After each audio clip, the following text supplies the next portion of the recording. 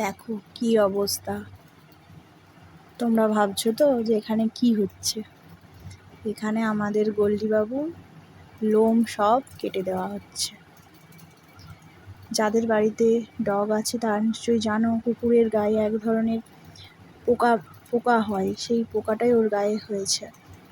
ওষুধ দিচ্ছি, মেডিসিন খাওয়ানো হচ্ছে, চান করানো হচ্ছে ভালো করে সাবান শ্যাম্পু দিয়ে, কিন্তু দুদিন পোকা ভালো হচ্ছে তো তিন দিন আবার একটা দুটো করে পোকা হয়ে যাচ্ছে। আর প্রচণ্ড পরিমাণে গরমের জন্য ওর লোমগুলো একবারে কেটে ছোটো ছোটো করে দেওয়া হচ্ছে। আর ও কেমন চুপ করে বসে আছে দেখো।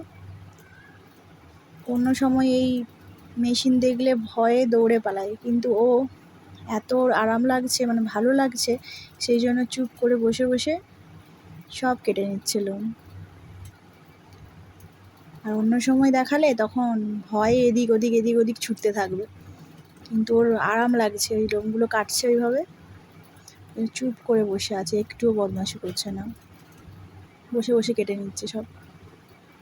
আর মাঝে মাঝে নিচের দিকে তাকিয়ে দেখছে সব লোম কেটে দিল বাবা।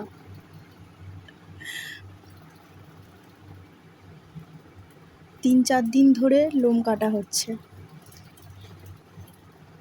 দাড়ি কামানোর এই মেশিন দিয়ে একটু করে লোম কাটছে তো মেশিনের চার্জ শেষ হয়ে যাচ্ছে, আবার পরের দিন একটু করে কাটছে, আবার মেশিনের চার্জ শেষ হয়ে যাচ্ছে। এভাবে 3-4 দিন ধরে লোম কাটা হচ্ছে, তাও লোম শেষ হচ্ছে না। এত পরিমাণে এই কুকুরগুলোর গায়ে লোম হয়। চুপ করে বসে বসে দেখছে বাবা সব লোম কেটে দিল।